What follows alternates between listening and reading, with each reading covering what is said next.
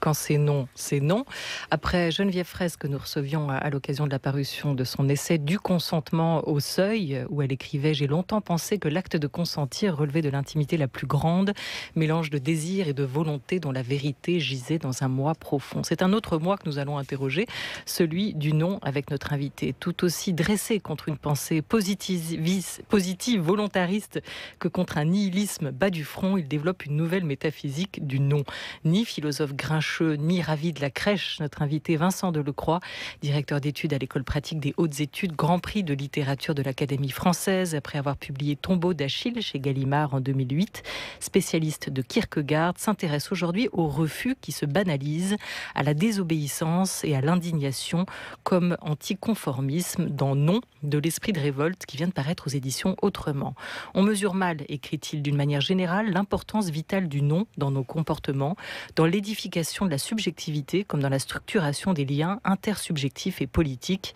Et c'est à comprendre cette importance que ce livre est dévolu. Bonjour à vous, Vincent Delecroix. Bonjour. Bonjour. Quand je suis entré dans ce studio, pareil, d'un petit signe de tête, je vous ai demandé si ça allait. Vous m'avez répondu... Ben oui. Oui. Non, pas ça, oui, ça tout m'arrive. court. Et à la question « Comment allons-nous » Vincent Delecroix, vous répondriez quoi? Mais tout va bien. Le nous va bien pour oui, vous? non. En fait, Voilà. non, j'écoutais avec intérêt les remarques sur le consentement, et notamment sur le consentement tacite. En fait, dans mon bouquin, dans mon livre, j'en repars justement parce que moi, je pars de l'idée que ce qui est tacite, enfin, tout ce qui n'est pas dit, c'est du consentement, justement. Et le non, l'idée, c'était que le non apparaît comme une rupture par rapport à ce consentement tacite, par rapport à cette acceptation du monde, à cette acceptation de l'ordre, qui est toujours muet, qui nous a toujours précédés. C'est pas à blâmer, notre vie est fondée là-dessus. Mais donc, tant qu'on n'en parle pas, tout va bien, quoi. On va y revenir. Vous partez d'un constat dans cet ouvrage Non de l'esprit de révolte qui paraît aux éditions Autrement. Le non est à la mode. L'anticonformisme est une posture très prisée. Est-ce à dire pour vous, Vincent Delecroix, que l'esprit de révolte souffle partout aujourd'hui ? Moi je le trouve un peu tuberculeux, à dire vrai. Si c'est vraiment du souffle, non, ça manque de souffle. Mais non, ce qui était notamment à l'origine de ce livre, c'était un certain agacement, oui, par rapport à cette espèce de mode de la désobéissance, de la résistance. C'est pas le fait qu'il faut être conformiste, qu'il faut accepter, consentir. Tout le livre est destiné à montrer qu'au contraire, il y a des formes plus subtiles et peut-être plus efficaces du non que cette espèce d'ancienne répétée sans arrêt, avec lequel chacun devient un peu héros de soi-même facilement, parce qu'il faut dire non, parce qu'il faut résister, on ne sait pas à quoi, mais on résiste quand même, parce que c'est comme ça qu'on est en vie. Enfin bref. Voilà, il y a des tas de choses qui dévaluent en fait une certaine pratique de la contestation, de la protestation, de l'indignation, que je juge ces pratiques-là nécessaires, vitales. Mais il y a une espèce de routine maintenant du non que je voulais un peu, pas seulement stigmatiser, mais un peu critiquer pour parvenir à d'autres attitudes, parvenir à d'autres efficacités du non. Obéir ou désobéir, il existe déjà une abondante littérature à ce sujet. Dernière en date, l'essai de Frédéric Gros, que l'on recevait d'ailleurs dans cette grande table, qui cherchait à comprendre l'urgence qu'il y a aujourd'hui à réapprendre à désobéir, en s'attachant à démystifier toutes nos raisons d'obéir, perçues comme un symbole d'humanité, d'appartenance au groupe. Vous écrivez d'ailleurs ne pas vouloir écrire au départ dans ce livre le énième livre sur le droit de désobéir ou sur l'héroïsme de la résistance quotidienne. Par paradoxe, écrivez-vous, c'est presque contre cette pensée commune et valorisée que je voulais écrire un petit livre sur le non. Est-ce que vous y êtes parvenu, Vincent Delecroix ? Je pense que c'est très difficile, précisément parce que l'idée c'était d'échapper à la fois à ce non bien sonore, bien valorisant, bien simple aussi, qui est d'ailleurs partagé à la fois par les réactionnaires et par les progressistes. On devrait quand même s'en inquiéter un tout petit peu, parce qu'il y a un nom qui est aussi réactionnaire. Il y a le nom de l'hostilité, de l'inhospitalité, le nom de la fermeture. Enfin bon, c'est bien de désobéir, mais par moments, il y a du positif dans les lois, par exemple. On l'a vu encore ce week-end, ce nom réactionnaire dans nos montagnes, c'est le moins qu'on puisse dire. Et voir la manière... génération identitaire qui a exprimé un no border, no pas d'entrée, no way way, hein. C'était ça ce qui était... On peut apprécier aussi la réaction du ministre de l'Intérieur qui leur reproche juste des gesticulations, mais c'est pas juste des gesticulations, c'est bien pire ce qu'ils font. C'est bien pire. On avait l'impression qu'ils leur reprochaient juste l'inefficacité de leur mouvement. Et moyennant quoi, on envoie des gendarmes après pour sécuriser la frontière. Bon, ça aussi, c'est une forme de non, hein. C'est le moins qu'on puisse dire. Et là, qui passe dans le droit, qui passe dans la loi, et ça, c'est effectivement un motif... mais d'incitation à la désobéissance. Oui, ça c'est clair. C'est clair et c'est pour ça que je m'appesantis sur un certain nombre de... Parce qu'il est de bon ton maintenant, effectivement, de stigmatiser le droit de l'homisme, la bien-pensance, ceux qui s'indignent, etc. Et effectivement, il y a une banalisation de l'indignation qui la dévalue complètement et qui fait le jeu, en fait, des réactionnaires. C'est-à-dire qui consiste à toujours s'insurger pour tout et pour rien, ou contre tout et contre rien. Finalement, tout se vaut à la fin. Et puis on n'en tient plus compte. Or, il y a des indignations qui sont absolument légitimes, et même d'une certaine manière presque a priori. Et puis, à côté de ça, il y a une espèce de culture de la contestation et de la protestation qui est un peu vaine, par moment. Alors, on a saisi à peu près ce qu'était un non réactionnaire. Qu'est-ce qu'un non progressiste pour vous, Vincent Delecroix ? Non, mais justement, ce serait bien de se sortir de ce balancement perpétuel. L'idée, c'est que justement, il y a des noms qui sont des formes de... C'est ça que j'ai essayé d'explorer, dans des attitudes qui sont peut-être moins, encore une fois, moins spectaculaires, moins tranchées, moins dialectiques aussi, qui sont capables de désamorcer cette espèce d'oscillation permanente entre conformistes, anticonformistes, résistance, acceptation du pire, évidemment, et qui sont, c'est ça que j'ai essayé de traquer un peu, des attitudes qui sont peut-être plus invisibles, mais beaucoup plus efficaces, l'ironie, une certaine politesse ou une certaine pudeur, par exemple. Et je pensais à ça en entendant l'extrait tout à l'heure. Non, c'est non. C'est quand même dommage d'être obligé de le dire, mais il y a des attitudes qui m'ont semblé spécifiquement constructrices du lien intersubjectif, la pudeur, par exemple, la distance, qui est pas une espèce d'hostilité, mais qui est un non-merci, sur lequel j'insiste un petit peu. Non-merci, ça peut être aussi fort, ça peut être aussi net que quelqu'un qui brandit une banderole pour dire non à tout. Ça peut être aussi net, et c'est le début de la vie culturelle aussi. C'est le début des relations sociales, c'est pas la fusion, c'est pas l'acceptation, c'est on établit une distance pour établir des liens. Voilà. Il y a des choses qui sont un peu moins visibles, et encore une fois, un peu moins dichotomiques. Et c'est ça le paradoxe d'écrire un bouquin sur le non qui voudrait trouver autre chose que ce non, c'est qu'on a l'habitude justement de ce balancement, oui, non, oui, non, oui, non. Et à la limite, un non, mais pour qu'il y ait un oui, un non constructif, etc., etc. Autre paradoxe dont vous vous emparez, c'est justement cette articulation entre le je et le nous, paradoxe aussi soulevé par Frédéric Gros.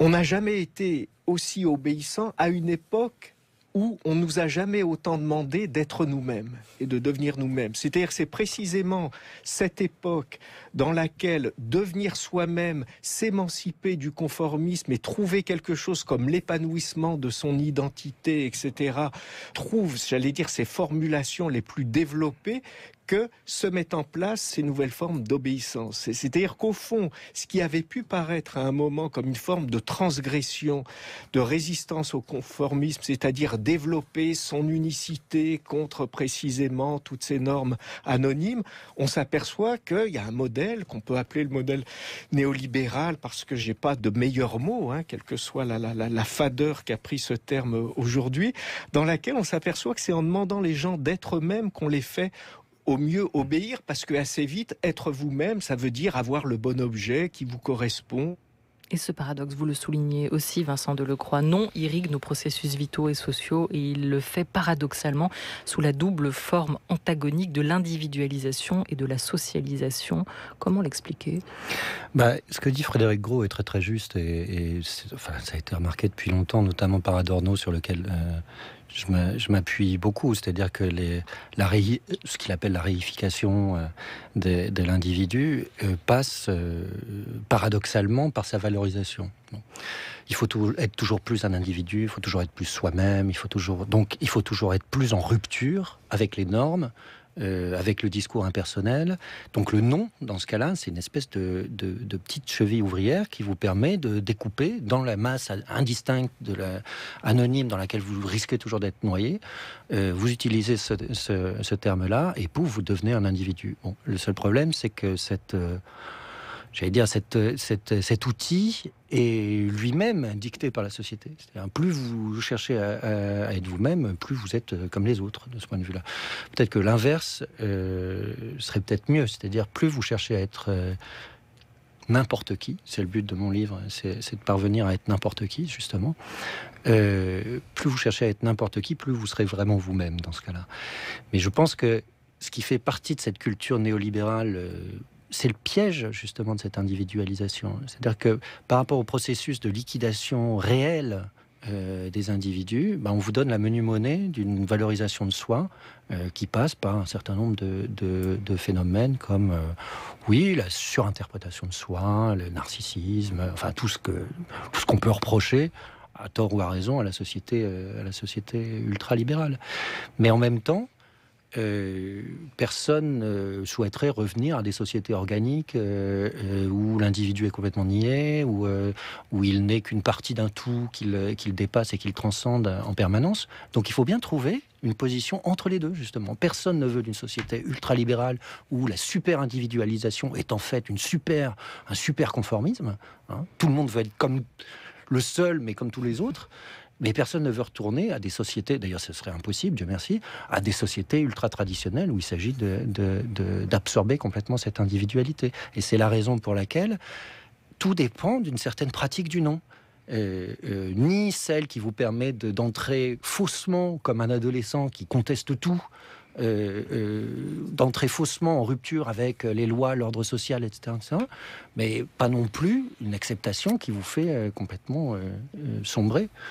Une question de Benoît Bouscarel. Est-ce que le en même temps-isme mis en valeur là depuis le début du quinquennat Macron est une façon intelligente et diplomatique de dire non différemment? C'est parce que vous venez d'en prononcer, Vincent Delecroix. Ça nous échappe parfois. Mais, mais pourquoi? Parce que maintenant c'est interdit de le Non, absolument pas. Non, mais en même temps, il faut avoir conscience du langage. Mais non, je pense que c'est le contraire. Mais précisément, l'idée, c'est que vous ne sortez pas de la dialectique ou de l'oscillation entre le oui et le non, qui en fait aboutissent exactement au même, parce que c'est toujours de l'affirmation. Une négation, c'est toujours de l'affirmation. C'est une affirmation négative, mais c'est une affirmation. Le principe, c'est de fausser le jeu. Justement, je ne crois pas que le en même temps soit une manière de fausser le jeu. C'est faire des synthèses molles. C'est complètement le contraire. C'est-à-dire d'arriver à une principe dialectique où surtout on ne prend pas de décision. Où, je ne suis pas un décisionniste, mais surtout on reste dans le même jeu. C'est thèse, antithèse, synthèse, et puis à la fin, oui, non, peut-être ben que oui, peut-être ben que non, ou oui et non, etc. Enfin, c'est une mauvaise dissertation de terminale, ça. Pardon, mais pour quelqu'un qui se prend pour un philosophe, c'est une mauvaise. C'est une mauvaise copie. Le principe, c'est justement de se retirer ça. L'ironie, par exemple, c'était ça. Au départ, tel que les romantiques allemands la pratiquent, c'est essayer de fausser le jeu. Chez Socrate, c'est pareil. C'est fausser le jeu, la simple opposition des opinions. Voilà, oui, non. Voilà. Comme vous faites une expérience du langage aussi dans cet ouvrage, Vincent Delecroix, simplement sur le « en même temps », je me suis demandé si on l'avait toujours tous autant prononcé ou si on avait été quand même quelque part contaminés ces derniers temps, parce qu'il semblerait, et nous les premiers, Benoît, pour ma part en tout cas, il me semble l'usiter aussi, l'utiliser. Est-ce que c'est toujours une balance qui a été dans notre langage à un moment ou à un autre? Voilà. Donc je ne vous en fais pas le reproche, c'est juste qu'aujourd'hui on le remarque quand il est prononcé et qu'on voit qu'on articule aussi beaucoup nos pensées de cette manière-là. Ouais. Est-ce que c'était déjà autant le cas avant ou est-ce que c'est devenu une manière de penser je pense que c'est aussi spectaculaire de voir que ça coexiste au contraire avec une pratique de l'opinion tranchée, de la décision, du non, de l'affirmation, oui, non, etc. Donc on a l'impression que c'est, encore une fois, que c'est un jeu interminable. Mais il faut sortir de ce jeu-là. C'est l'épuisement du sens. Quand Emmanuel Macron, pour revenir à lui, hier sur Fox News, répond à la question qu'on lui posait, est-ce que les réformes en France vont se ralentir? Il répond tout simplement no chance, il n'y a aucune chance.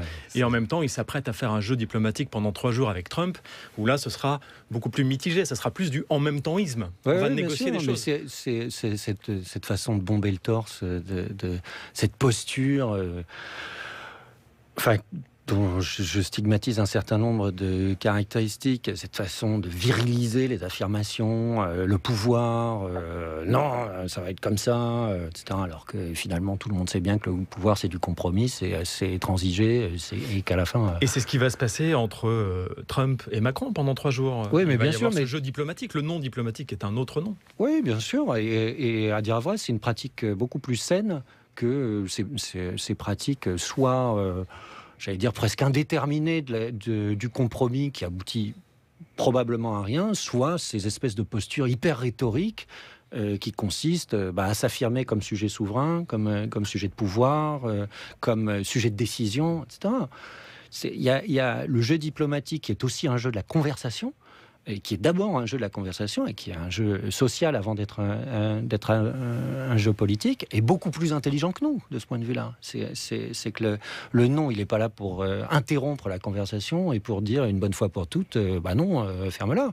C'est non, on recommence et on avance. Et il y a une certaine productivité de la négation dans ces cas-là à faire valoir, ce qui n'est pas du tout la même chose qu'à la fin confondre le oui et le non, les affirmations et les négations, puis grosso modo tout ça finalement ressemble à peu près au même. Est-ce que tous les noms se ressemblent? À cette question vous répondez non, Vincent Delecroix. Vous avez cherché cette voie négative de la pensée qui nous sauve de l'asservissement, de la bêtise et du désespoir. Et comment avez-vous procédé pour y parvenir, pour séparer le bon grain de l'ivraie, le bon nom du mauvais nom? Eh bien vous êtes passé par ce qui est votre discipline, votre champ de savoir, la philosophie, mais aussi par la littérature, en rouvrant les possibles de la fiction, pour tenter d'y traquer les noms qui vous intéressent, qui seraient peut-être à souligner. On peut commencer peut-être en allant du côté effectivement de la littérature, en évoquant aussi Herman Melville et sa nouvelle Bartleby, un homme qui répète sans cesse « je préférerais ne pas ». C'est un nom indirect. En quoi cela vous semble-t-il être un nom intéressant? C'est une figure qui est une figure extrêmement importante dans la philosophie contemporaine, ou dans une certaine philosophie contemporaine. Vous la retrouvez chez Badiou, Deleuze, Derrida, Agamben, qui inspire beaucoup le livre en l'occurrence, et qui est une figure, chez Blanchot d'abord, qui est une figure très intrigante parce que c'est précisément une force d'amortissement et d'anéantissement de ce jeu dont on parlait. C'est-à-dire, c'est pas une négation pure, c'est pas non, je veux pas. C'est évidemment pas une volonté affirmative, c'est une espèce de réticence très très intrigante. Le personnage de Melville, la nouvelle est absolument fabuleuse, elle est extrêmement énigmatique, ce qui explique qu'il y a des centaines de pages de commentaires sur cette nouvelle, mais c'est une position d'existence extrêmement intrigante et qui intéresse beaucoup les philosophes qui se méfient justement de l'individu moderne comme sujet souverain, comme sujet de la volonté, qu'elle soit négative ou positive. C'est quelqu'un qui amortit justement cette espèce de volontarisme, qu'il soit dans le oui ou le non, et qui donc désactive un certain nombre d'opérations. Ce qui est fabuleux chez Bartleby, c'est qu'on peut lui dire enjoindre n'importe quoi, lui commander, il va pas vous répondre non frontalement, il va pas rentrer dans un jeu où ce sera le oui et le non qui vont se confronter comme sur un match de boxe. Non, c'est vraiment une force amortissante, anesthésiante, et d'ailleurs lui-même finit par s'éteindre, littéralement s'éteindre. C'est une espèce de force anesthésiante du volontarisme. Tout vient se confondre. Et il y a quelque chose qui a beaucoup fasciné les philosophes contemporains, et une espèce de façon pour le sujet contemporain de mourir, de vouloir s'éteindre dans cette espèce d'affirmation permanente de la volonté, du volontarisme, de l'activisme, de l'action, etc. Il y a un certain nombre de philosophes, Agamben en particulier, qui font l'archéologie justement de ce sujet souverain, viril encore une fois, ce sujet de la volonté, pour essayer de désamorcer justement cette forme dans laquelle on est systématiquement piégé. Il faut agir, il faut répondre à des injonctions, ou il faut contester ces injonctions, mais il y a une forme de retrait justement une forme d'anesthésie de cette espèce d'activisme qui est vital, qui est purement vital. Et ça, c'est l'enseignement d'une certaine manière purement négatif de Bartleby, mais qui fausse tout le jeu. Et ce qui est fascinant, c'est que il est scribe, c'est-à-dire c'est un sous-employé dans une étude de notaire, et son patron qui lui donne des ordres, et c'est pas un méchant. Simplement, Bartleby, il a un métier à faire. Donc, il a une fonction sociale et on lui enjoint de faire ce métier. Mais il préférerait ne pas. Et donc, il fausse tout, la position sociale, les rapports entre patron et employé, et même entre... Parce que c'est ce qu'a vu Deleuze notamment, le patron c'est une sorte de père, et finalement il finit par se prendre de pitié pour ce type qui est franchement mou, c'est effroyable. Et donc il essaie de le sauver malgré tout, mais non, il préférerait ne pas. Pour un oui ou pour un non, ça c'est Nathalie Sarraute. Quand on pense aux grands noms de la littérature, c'est un des premiers qui nous revient en tête à la mémoire. Est-ce qu'on peut penser le non, Vincent Delecroix, dans son contraire ou sans son pendant qu'est le oui ? Ouais, c'est ce que j'ai essayé de faire. Oui, super. Non. Non, en fait, non, on peut pas. Mais oui, c'était effectivement se soustraire à ça. C'était quoi ? C'était la recherche d'un non qui ne soit pas... l'envers stérile, ou comme vous le dites, statique quelque part du oui, d'un non qui serait insistant, soustrait à la négation dialectique. En quoi ces deux positionnements sont en réalité deux attitudes totalement différentes face au monde ? Moi, je suis parti du fait que le non, quel qu'il soit, est dépositaire d'une certaine attitude vitale. Je ne veux pas consentir au monde. Je ne veux pas consentir à cet ordre que je juge injuste. Je ne veux pas consentir au mal. Je veux rester inconsolable, furieux, tout ce que vous voudrez. Bon. C'est une position qui me paraît nécessaire, fondamentale. C'est-à-dire en rupture avec l'ordre, en rupture avec le monde. Bon. Simplement, cette position de rupture avec le monde la récupère très facilement. Vous rentrez encore une fois dans un jeu dialectique qui fait que votre non redevient un oui, etc. Bon. Il faut trouver des pas de côté qui inquiètent ce jeu-là. L'ironie, par exemple, pour moi, c'est une forme d'existence absolument vitale. Alors, en même temps, c'est une forme extrêmement lâche, parce que vous n'affirmez ni ne niez rien du tout. Vous n'êtes jamais là. Vous n'êtes jamais dans votre parole. Vous n'êtes pas investi dans votre parole. Mais c'est une façon de parler tout en désamorçant systématiquement la position d'autorité de la parole. C'est ce qu'avait compris Socrate en fondant la philosophie sur l'ironie. C'est-à-dire, moi je sais rien, toi tu sais, toi tu es dépositaire du savoir. Alors vas-y, affirme. Moi, je sais pas, peut-être que... etc. Vas-y, affirme. Et puis, du coup, cette espèce de violence de l'affirmation s'effrite, mais j'allais dire presque naturellement, dans le milieu de l'ironie. Vous utilisez la parole au second degré, et je crois que ce second degré est vital. Nous périssons du premier degré, ça c'est incontestable. Nous utilisons la parole de telle manière que les effets de pouvoir de cette parole, ça se neutralisent plus ou moins, mais en tout cas, ils s'amortissent. Et ça, c'est très important. C'est-à-dire que ce qui est aussi périlleux dans un livre sur le non, c'est que vous pouvez très rapidement parvenir à une apologie de la violence verbale. Qu'est-ce qu'il y a de plus violent que le non ? Et qu'est-ce qu'il y a de plus stupide aussi que le non ? Le non bat du front. Le courage n'est pas toujours du côté du non, et la vertu n'est pas toujours dans l'opposition. C'est le moins qu'on puisse dire. C'est le moins qu'on puisse dire. Vincent Delecroix, philosophe, est notre invité à l'occasion de la parution de son essai « Non !» de l'esprit de révolte chez Autrement. France Culture, il est 13h22.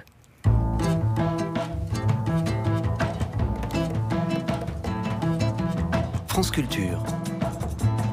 La grande table. Olivia Gesbert. Et vous faites, Vincent Delecroix, le constat d'un monde fondé sur une métaphysique du oui, d'un oui informulé et muet, qui est celui d'une acceptation tacite d'un ordre établi, préétabli, d'où l'idée de chercher une voie négative de la pensée, le non de l'individu contre le oui du monde. Je voulais vous faire juste réagir pour ouvrir cette dernière partie de la discussion sur un cas pratique, un cas particulier, avant de remonter en généralité. Il a dit non et voté contre le projet de loi Asile et Immigration adopté cette nuit en première lecture à l'Assemblée. Dans les rangs de la majorité, le député de la République République En Marche, Jean-Michel Clément, est le seul à s'être opposé fermement et jusqu'au bout à ce texte qui, à ses yeux, met à mal notre tradition d'accueil universaliste, annonçant dans la foulée qu'il quittait le groupe La République En Marche.